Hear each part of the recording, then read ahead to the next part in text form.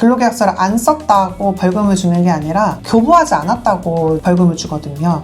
작성을 하고 줘야 돼요. 만약에 34세를 기준으로 봤을 때 한 명을 1년 동안 채용을 하면 34세 이하면 한 명 채용한 것에 대해서 1,450만 원이라는 어마어마한 세금을 깎아줍니다. 안녕하세요. 남편 김재율 세무사. 네, 강혜영 노무사입니다. 근로계약서를 반드시 써야 되는 건가요? 네. 만약에 안 쓰면 어떻게 되나요? 안 쓰면 벌금이 나옵니다. 최대 500만 원까지 나오고요. 과태료가 아니에요. 벌금. 그러면 과태료랑 벌금이 뭐가 다른데요? 과태료는 행정벌이고요. 벌금은 형법에 따른 형벌이에요. 정규직 근로계약서 같은 경우에는 500만 원 이하의 벌금형이 나오고요. 정규직 말고 뭐 기간제 근로자나 뭐 단시간 근로자 같은 경우에는 벌금도 나올 수 있는데 법에는 과태료라고 써 있습니다. 그래서 법이 달라요. 근로계약서를 간혹 입사하고 나서 일주일 뒤 이렇게 쓰는 경우도 있잖아요. 있어요. 그렇게 늦게 쓰는 것도 괜찮은 건가요? 원칙은 그날 쓰셔야 돼요. 출근하는 첫날 근로자한테 오늘 계약서를 쓰셔야 되고, 전날 쓰는 거 아니고 다음날 쓰는 거 아니고 출근한 날 써야 된다고 생각해 주시면 될 것 같아요. 그럼 어느 정도 유예기간도 없어요? 네. 우리가 근로관계가 시작되면 근로계약서를 써야 되는데 일주일 안에 문제가 생기면 근로계약서 없이 근무한 거잖아요. 근로계약서에 꼭 반드시 들어가야 되는 항목이 있다던데 어떤 건가요? 맞아요. 근로계약서에 들어가야 할 항목도 우리가 근로기준법에 정해져 있어요. 이거 무조건 넣어라. 임금, 근로시간, 휴일, 연차휴가는 무조건 써야 되고, 그럼 그 임금 얼마? 그게 아니라 임금이 각각 구성 항목이 어떻게 되는지, 어떤 임금을 주는지, 그다음 그 임금 얼마씩 주는지, 지급 방법은 어떻게 되는지, 계산 방법은 어떻게 되는지, 그런 거 다 근로계약서에 써 있어야 되고요. 매일 월화수목금 나오시는 분들이 아닌 기간제나 단시간 근로자 같은 경우에는 요일마다 근로시간도 다를 거고 출근하는 요일도 다를 테니까 그런 것도 다 기재하셔야 됩니다. 세무적으로는 소득이 다를 수 있잖아요. 근로소득이나 사업소득. 그러면 근로자와 사업자가 계약서가 형태가 다른가요? 근로계약서에서 여러 가지가 중요한데 제일 중요한 건 임금이랑 시간이에요. 그래서 근로계약서 같은 경우는 몇 시에 출근, 몇 시에 퇴근이 보통은 정해져 있고요. 사업소득자 같은 경우에는 출퇴근이 기본적으로 자유롭다 보니까 그런 규정은 오히려 없어야 맞죠. 사업소득자와의 계약에 있어서는 출퇴근 시간이 보통 없고 우리 사업장의 영업시간이 언제부터 언제까지다 정도는 쓸 수 있는데 9시 넘으면 지각, 그래서 뭐 지각에 대한 페널티 이런 규정은 당연히 쓸 수 없겠죠. 인터넷에 표준 근로계약서라는 게 많이 있잖아요. 제가 사업소득자인데 표준 근로계약서에 계약을 하되 출퇴근 시간이 명시되어 있지 않으면 그거는 괜찮은 건가요? 아니요. 표준 근로계약서는 이름이 근로계약서잖아요. 그러니까 근로계약서는 근로자랑만 쓰는 거고 사업소득자랑 쓰려면 용역계약서를 써야 됩니다. 내용이 완전 달라요. 그래서 제목은 용역계약서인데 안에 내용은 표준 근로계약서 복붙하시는 분도 계시거든요. 이거는 안 됩니다. 시급제랑 월급제랑 일급제 이렇게 임금 형태가 다양하잖아요. 네네. 그럴 때는 계약서에 뭐 어떻게 따로 표시해야 되는 게 있을까요? 근로계약서에 임금하고 근로시간을 잘 적으셔야 되는데 시급제 같은 경우는 시급 얼마다라고 쓰시고 그다음에 그게 세전이라고도 쓰시고 그다음에 시급제에서 가장 문제가 되는 게 주휴수당이에요. 주휴수당을 포함한 건지 포함하지 않은 건지도 명확히 기재하시는 게 가장 좋고, 그럼 시급제는 사실 우리가 누구나 다 알듯이 시급 곱하기 근무한 시간이잖아요. 네. 그래서 그렇게 계산 방법이 나온다는 것도 기재하셔야 되고요. 월급제 같은 경우에는 월급이 얼마다 연봉을 적어 놓으실 수도 있고, 근데 그 월급이 300만 원이다 그러면 그 300만 원이 어떻게 구성되어 있는지도 각각 적어 주셔야 합니다. 1급제 같은 경우는 하루 일당이 얼마인지 적어주시고 오늘 몇 시부터 몇 시까지 일했는지 적어주시면 됩니다. 임금 중에 포괄임금이라는 거 있잖아요. 네. 그거는 정확하게 뭐고 계약서상에는 어떻게 표시가 되는 거예요? 원래 우리가 연장을 하거나 휴일에 근무를 하면은 그만큼 수당을 따로 지급을 해야 되는데 포괄임금제는 그런 각종 수당들을 한 번에 포괄해서 월급을 정하는 제도라고 생각하시면 돼요. 그렇게 지급해도 괜찮은 건가요? 네. 노동부 행정해석에 따르면 그렇게 지급할 수 있다. 그거는 잘못된 건 아니고 간편하게 하기 위해서 보통 많은 기업들이 그렇게 하죠. 연장근로가 어느 정도 정해져 있거나 휴일근로가 정해져 있는 경우에는 이미 수당에 넣어서 한 번에 지급하는 경우도 있습니다. 그럼 간혹 주휴수당을 시급에 덧붙여서 지급하는 경우도 있잖아요. 할 수도 있어요. 할 수도 있는데 그러면 시급이 1030원이 아니겠죠? 올해 기준으로는 12,036원이에요. 그 이상을 지급하셔야 주휴수당이 포함된 시급이죠.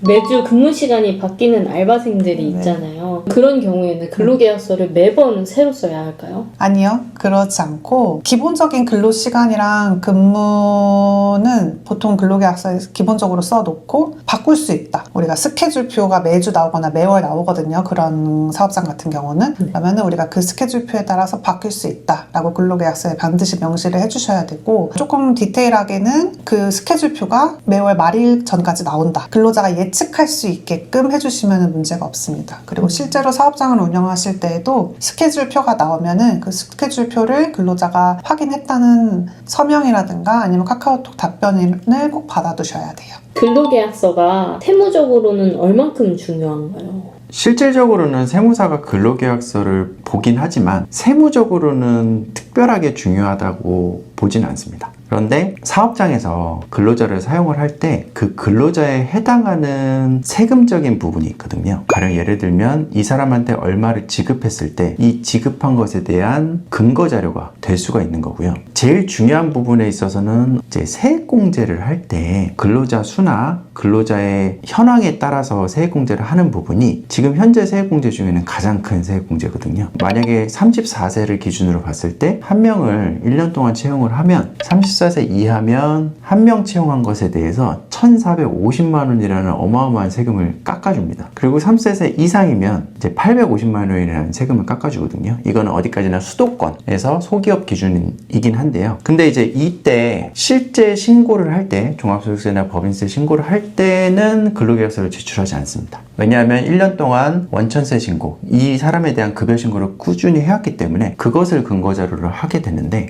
만약에 제가 23년도에 근로자 현황을 빼먹어가지고 제가 세액공제를 못 받은 게 있어요. 그러면 25년도 현재에 와서 23년도에 세금 신고를 바꿀 수가 있거든요. 더 내는 거는 수정신고, 덜 내는 건 경정청구라고 해요. 그래서 환급받는 건 경정청구라고 하는데, 경정청구할 때는 무조건 근로계약서를 내야 됩니다. 왜냐하면 이전의 신고분은 있지만 이전의 신고분에 대한 정당성을 확인해요. 그래서 이 사업장이 이 근로자한테 근로계약서에 맞는 금액을 지급했는지, 그 근로기간이 맞았는지, 그런 것들을 확인해서 환급을 주기 때문에 이건 팁 중에 팁이지만 경정청구를 하시기보다는 그때그때 신고를 정확하게 하시는 게 훨씬 더 유리합니다. 그리고 또 하나, 세무조사를 받을 때 이전에 받았던 신고들을 다시 한번 검증을 하는 시간들이 있을 수 있는데 그때도 근로계약서를 볼 수가 있습니다. 전체적으로 제가 만약에 1억의 세금이 나왔다. 근데 한 명을 고용했다. 그럼 1,450만 원 깎이는 거죠. 그러니까 세금에서 직접 가는 세액공제 부분이다 보니까 어마어마한 파워를 가지고 있습니다. 또 하나, 이 세액공제는 10년 동안 2월이 됩니다. 그러니까 만약에 낼 세금보다 공제받은 게 더 크다. 그러면 공제액이 남아있잖아요. 그러면 10년 동안 2월에서 그걸 다시 공제를 받을 수가 있어요. 단, 근로자가 줄면 아직까지는 추징될 수 있습니다. 꾸준히 근로자가 늘고 있다면 이런 근로계약서들을 잘 준비하시고 세금을 받으시는 게 유리할 수 있겠지만, 근로자가 너무 이제 증가했다 감소했다 이게 폭이 심하면은 그거는 좀 적용하지 않는 것도 방법일 수 있습니다. 따라서 근로계약서는 노무적으로 너무 중요한 거지만 세무적으로는 사업주의 세금이 왔다 갔다 할 수 있는 그런 영향력이 있는 자료이기 때문에 꼭 쓰시는 게 좋습니다. 근로계약서에 비과세 항목을 꼭 구분해서 써야 하나요? 그 임금 항목을 구분해서 써야 된다고 아까 제가 말씀드렸는데, 우리가 대부분 제일 많이 넣는 게 식대예요. 식대 20만 원까지 비과세잖아요. 만약에 우리가 월급이 300만 원이다. 그러면 기본급 280만 원, 식대 20만 원 이렇게 구분을 해서 딱딱 기재를 하시고, 근로자한테 지급할 때도 구분을 해서 임금명세서를 지급하셔야 됩니다. 식대랑 차량 유지비 등 이런 비과세 항목을 계약서에 명시해두면 세금이나 보험료를 줄이는 데에도 도움이 되는 경우가 있나요? 네네네, 맞습니다. 비과세잖아요. 과세하지 않는다라는 항목들이 소득세법상 열거가 되어 있는데, 그 중에 이제 대표적인 게 식대랑 차량 유지비, 그다음 육아수당 이런 것들이 있습니다. 300만 원 중에서 만약에 20만 원 식대 비과세를 넣고 그 다음에 20만 원 차량 유지비를 넣었다라고 한다면 기본급은 260만 원이 되는 거고 나머지 40만 원은 비과세 급여가 되는 거예요. 그러면 원래 300만 원에 대해서 소득세도 내야 되고 4대 보험도 내야 되지만 260만 원에 대해서만 소득세를 내고 4대 보험을 내게 되는 거죠. 그래서 확실히 4대 보험하고 소득세를 줄이는 데는 효과적이기 때문에 비과세를 잘 활용하시는 것도 중요합니다. 그런데 세무적으로 봤을 때는 식대를 지급하게 되면 식사를 제공하면 안 됩니다. 식사를 제공하게 되면은 식대 비과세는 취소를 하셔야 돼요. 기본급에 다시 넣어주셔야 돼요. 그리고 차량 유지비 같은 경우에는 자차에 대해서 차량 유지비를 제공하는 거기 때문에 근로자 본인의 차량 등록증이 꼭 필요합니다. 그러니까 본인이 차량을 소지하고 있어야 돼요. 그래서 출퇴근에 사용하거나 이럴 때 어차피 일을 하러 회사에 오는 거잖아요. 그것에 대해서 이제 소위 기름값을 제공해 주는 거였다 보니까 그런 것들은 사회통념상 비과세로 그냥 봐주는 거죠. 비과세를 활용하는 건 중요하지만 비과세를 활용할 때 식사를 제공하지 않는다든지 진짜 자차가 맞는지 그런 것들을 확인하시는 것이 중요합니다. 퇴사 후에 근로계약서랑 다르다고 주장하는 경우가 있잖아요, 간혹. 그거는 어떻게 예방할 수 있을까요? 그래서 제가 첫날 쓰시라고 한 거예요. 첫날 쓴 다음에 그거를 대표님도 잘 보관을 하셔야겠죠. 계약서가 일단 있어야 돼요. 근로계약서를 안 썼다고 벌금을 주는 게 아니라 교부하지 않았다고 벌금을 주거든요. 작성을 하고 줘야 돼요. 주지 않고 본인이 가지고 있으면 그거는 계약서가 아니겠죠? 그래서 대표님 입장에서 내가 근로자한테 이걸 줬다라는 이제 항목도 근로계약서에 같이 쓰시고 서명을 받으셔야 돼요. 근로자가 이걸 받았다. 그 두 부를 인쇄하셔야 되니까 양쪽으로 받겠죠? 그리고 만약에 가능하시다면 그 두 개를 겹쳐놓고 간인도 한번 하시면 좋아요. 뭐 이렇게까지 해야 되냐 하시는 분도 있는데 그렇게까지 하셨으면 좋겠어요, 저는. 요즘은 근로계약서 자체로도 커질 수 있는 노사 분쟁을 줄일 수 있기 때문에 근로계약서는 잘 보관을 하시고 그렇게 가지고 있는 근로계약서 자체로도 많은 노사 분쟁을 예방할 수 있습니다.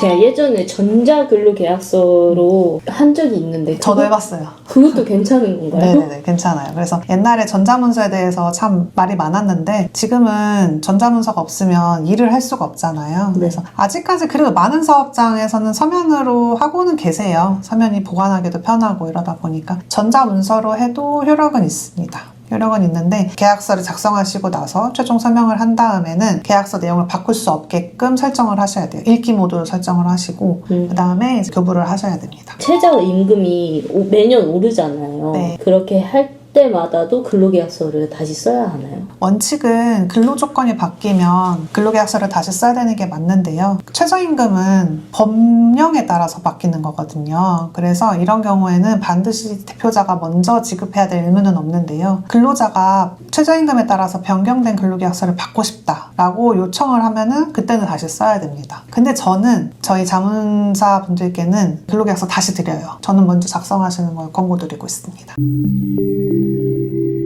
오늘은 근로계약서에 대해서 알아봤는데요. 근로계약서는 고민할 게 아니고 지금 당장 쓰셔야 됩니다. 연말이 됐고 내년에 최저임금이 오르기 때문에 우리 근로계약서가 잘 되어 있는지 꼭 확인해 주세요. 이상 남편 김재우 세무사 아내 강혜영 노무사였습니다. 감사합니다.